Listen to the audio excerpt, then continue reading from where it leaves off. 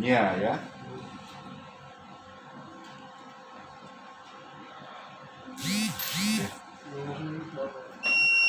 Ya, plus minus. Jadi ini adalah boomnya. Nah terus di sini ada tiang buah ini ya. Terus di sini ada kawat nikel ya, ada kawat nikel. Nah tiangnya ini adalah kutub positif sama negatif ya, kutub positif sama negatif. Dari mana membedakannya? Yang negatif ya ini berhubungan langsung dengan bodinya, dengan bodi ini. Jadi ini bersentuhan langsung dengan bodinya. Sedangkan yang positif ini ada silindernya ini. Jadi silinder itu untuk tidak menghindari tiangnya ini kontak langsung dengan si bodi.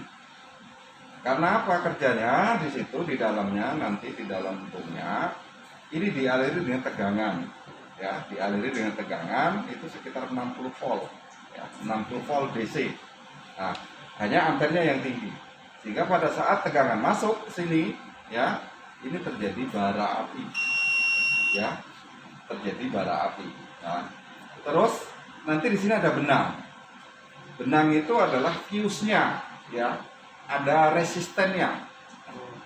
Jadi begitu ini terjadi bara api, dia langsung membakar benang dan langsung menyentuh ke sampel benangnya tadi, akhirnya sampel kalian itu terbakar.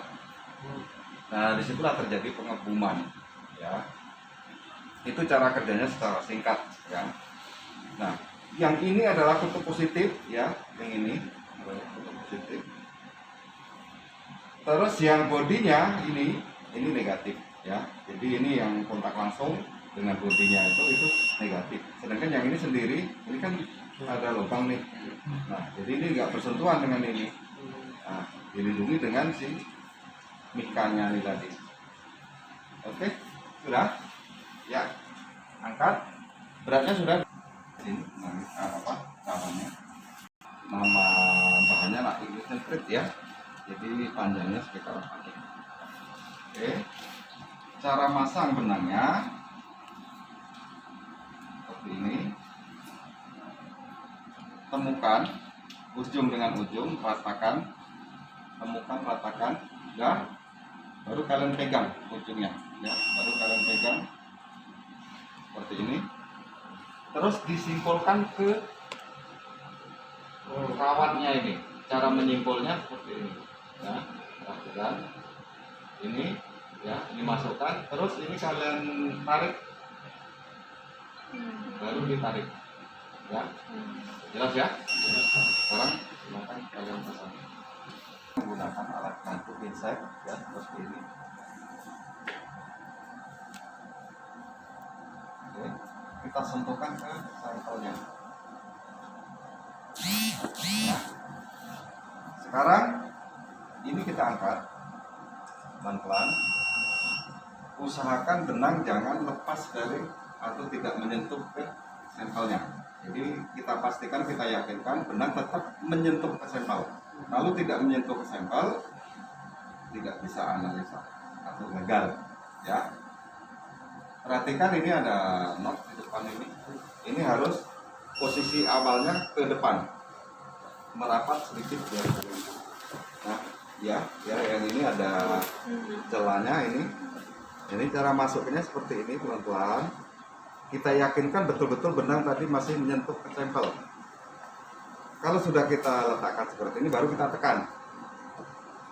Ya, kita tekan, terus kita putar ke arah jarum jam sampai mentok. Itu terkunci, ya, terkunci. Oke, silakan kalian coba lagi. Silakan, klik start, ya, klik, ya, continuous, lama-lama nih tadi. Yes, kita yes kan. Yes. Oke. Nah, apakah mau mengikuti nama sampel atau ada sampel yang sebelumnya atau membuat nama sampel baru? Ansip untuk merubah angka ke huruf. Ansip untuk merubah angka ke huruf.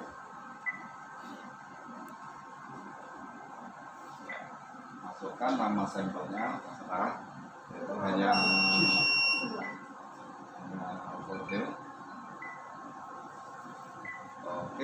enter. Boomnya boom 3, nanti saya jelaskan, nggak usah dirubah lagi, enter. Masukkan berat sampelnya.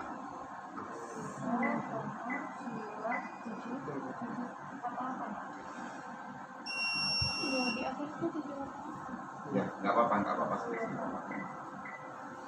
ya, enter.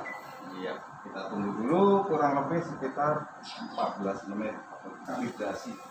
Kalibrasi sendiri dengan menggunakan asam benzoat, benzoik asid. Ya. Ini kita lakukan 7 kali. Ya. Setelah nanti mendapatkan perhitungan dari analisa 7 kali dengan menggunakan asam benzoat, baru kita masukkan nilai value-nya, ya, value-nya. Baru bisa kita pakai. Untuk meyakinkan, setelah kita melakukan kalibrasi, baru kita melakukan sampel standar. Ya. Misalkan ini sampel standar, terus kita lihat hasilnya, ya. Kalau misalkan sama dengan hasilnya ini, kalaupun plus minus kecil, ya, ini dalam satu kali untuk kalibrasi boom 1 boom 2 itu dilakukan per 3 bulan atau 6 bulan sekali, tergantung banyak tidaknya menyampel. Ya. Setelah itu tadi, setelah kita lakukan kalibrasi, sampel standar, baru sampel yang normal. Jadi karena ini sudah dilakukan kalibrasi dan nilai value-nya sudah dapat, kalian langsung menganalisa, tidak perlu mengkalibrasi lagi. Itu kenapa ada boom 1, boom 2, boom 3. Setiap boom itu nilai value-nya berbeda-beda, jadi tidak sama. Oke. Terus satuannya di sini ada, bisa kita pilih modenya, ada kalor per gram, ada BTU, ada megajoule, ya, ada joule saja gitu. Ya, jadi bisa kita pilih mau satuan apa, ya. Kalau umum, terutama untuk riset, ya, untuk penelitian biasanya itu kalor per gram. Tetapi kalau untuk bisnis mengacu ke megajoule. Jadi misalkan kalian ada tambang, terus dianalisa batu bara yang mau kalian jual ke India, itu biasa satuannya ke megajoule. Ya, kita sambil menunggu. Terus nah, di sini membutuhkan nitrogen sama oksigen. Jadi dua-duanya untuk penyempurnaan pembakaran pada saat nanti pengebuman di dalamnya ini. Oksigen itu dibutuhkan sekitar 450%, jadi sangat tinggi sekali. Ya, nitrogen itu 80 psi. Nah, kemana? Oksigennya ada di luar, jadi itu regulatornya, ya, untuk mengatur berapa psi-nya. Baru masuk ke water tank, ada yang di bawah ini. Nah, di sini itu ada aquades-nya, ada air aquades. Oksigen, nitrogen itu mempreser ke sini dulu, ya, mempreser ke sini dulu. Nah, nanti pada saat ini terjadi pengebuman atau pembakaran, sisa pengebuman pembakaran itu kemana? Ke belakang, melalui pipa ini. Nah, kenapa ke belakang? Didorong karena ada tekanan di sini tadi, oksigen sama nitrogen tadi, selain untuk penyempurnaan pembakaran ini tadi. Jadi setelah dia melakukan pengebuman pembakaran, dia mengambil air yang di water tank ini, mengambil air, terus membilas sisa-sisa pengebuman atau pembakaran tadi, dibuang ke belakang. Nah, itu ditampung sebetulnya, ya. Itu ditampung karena di situ ada nilai asamnya, ya. Jadi kita tampung terus kita titrasi. Nanti baru mendapatkan nilai asamnya. Kita catat berapa nilai asamnya, baru nanti setelah kita lakukan analisa, katakanlah seperti ini contohnya, ya. Di sini nilai asamnya itu dari si alat 8 ribu. Ini HP aku ya. Ini belum dimasukkan karena tidak dilakukan titrasi. Kalau misalkan kita titrasi, kita masukkan nilai asamnya. Sulfur yang ini masih kosong, Jadi analisa sulfur dulu, ya, baru kalor. Nah, setelah nilai asam sudah dapat, nilai sulfur sudah dapat, kita masukkan secara sistem, dia membaca sendiri, menghitung sendiri, baru dapat nilai kalor yang sebenarnya atau final. Nah, gitu. Biasanya itu hanya koma-komanya saja, ya, koma-komanya saja yang di belakang yang berubah. Jadi asam sama sulfur kita masukkan, ini yang berubah. Jadi katakanlah yang ini 6773, 6163. Nah, biasanya yang berubah di sini. Gitu. Jadi kalau kalian menganalisa, apalagi kebutuhannya untuk ekspor impor, wajib itu dilakukan titrasi. Kalau hanya sekedar riset, sekedar ya untuk kebutuhan intern, itu saya sendiri juga jarang melakukan titrasi. Kecuali kalau dulu waktu masih ada kontrak ada tambang dari lahat, tetap kita lakukan titrasi. Karena kebutuhan dia untuk bisnis, ya. Jadi sebetulnya sampel yang kita analisa adalah sampel yang kemarin itu yang kalian prepare di lab sana, ya. Nah, hanya saja karena waktu preparasi sampai ke analisa ini waktunya kan cukup panjang, ya enggak? Waktunya cukup panjang. Itu sangat berpengaruh sekali ke nilai kalor. Apalagi ya kata sampel kalian menempatkannya atau merakukannya hanya biasa-biasa saja, taruh di lemari, taruh di sembarang-sembarang. Nah, itu sangat berpengaruh sekali. Kalau katakanlah tadinya nilai kalornya 3.500, kemungkinan waktu penyimpanan dari preparasi ke analisa sekarang kurang lebih 1 bulan atau 2 bulan, kemungkinan ini lebih turun jauh atau bahkan rendah kalor, bahkan tidak ada kalor. Karena apa? Waktunya cukup lama, kemungkinannya kelembapannya sudah masuk ke sampel kalian tadi.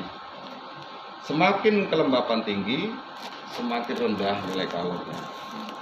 Jadi kalau misalkan kalian mau analisa dengan sampel yang preparasi dalam waktu yang lama, sebaiknya yang ini, sampel yang mau kita lakukan analisa, sebaiknya sampelnya harus di oven dulu 60-70 derajat selama 1 jam. Kalau misalkan penempatan sampelnya di ruang sampelnya ada temperaturnya dijaga, kelembapannya dijaga, itu tidak perlu lagi di oven. Kurang lebih seperti itu. Sambil kita menunggu. Kira-kira ada pertanyaan?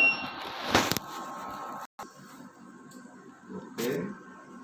Sekarang tekan. Kalau tadi ke arah jarum sang, sekarang dibalik. Tekan. Jangan diputar dulu. Tekan. Yang jauh coba, yang jauh. Ya. Angkat pelan-pelan. Letakkan di sini. Ya. Ya. Oke. Ya. Sekarang angkat cawannya. Cawannya diangkat terus ditumpahkan di situ. Nah, itu tadi yang saya katakan itu sisa-sisa pembilasan. Iya. Oke. Yang terus yang kebakar tadi ya dicampur dengan air bilasan, ditampung ke belakang itu tadi. Oke. Sekarang kita print hasil analisa kalian. Nah, sebelum print ini kita kondisikan, kita bersihkan dulu ya. Ini harus betul-betul bebas air kalau misalkan kita mau menganalisa lagi. Jadi ini harus betul-betul kering. Ya. Kalau ada masih basah, ya lembab di dalamnya ini tidak mau mengembung. Caranya seperti ini. Ya, pelan-pelan baru kalian putar.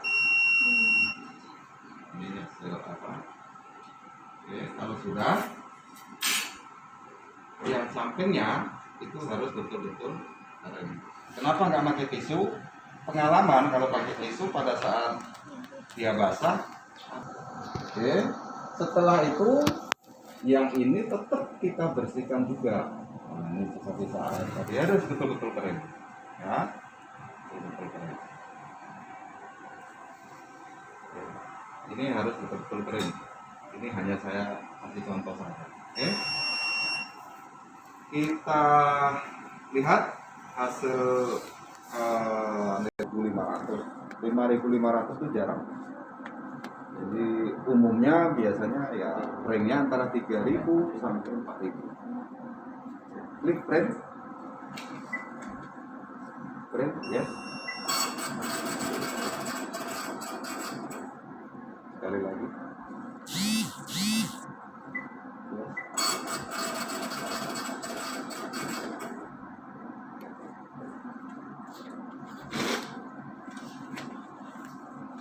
Jadi ini hasil kalornya 37,87 ya. Kalau misalkan nanti itunya kita lakukan titrasi, ininya yang berubah. Komanya saja yang berubah. Tidak di sini, tidak. Tetapi biar bagaimanapun juga, kalau misalkan kalian nanti menjadi analis, tetap kalian harus lakukan titrasi. Dan kalau tidak ada lagi, silakan istirahat. Nah, terus gimana? Ya.